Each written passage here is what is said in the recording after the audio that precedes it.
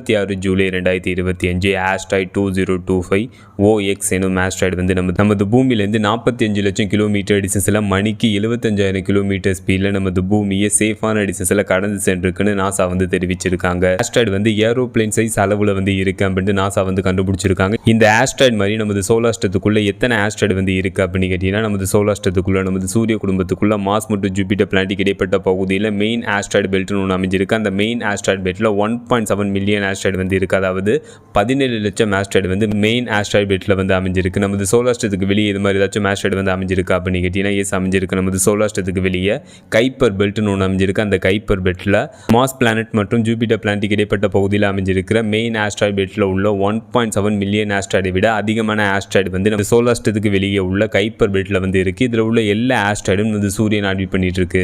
இதுல இருந்து ஏதாச்சும் ஒரு ஆஸ்ட்ராய்டு நமது பூமி நோக்கி வருதா அப்படின்ட்டு சயின்டிஸ்ட் மற்றும் ஆஸ்ட்ரோனமர்ஸ் வந்து மானிட்டர் பண்ணிக்கிட்டே இருப்பாங்க.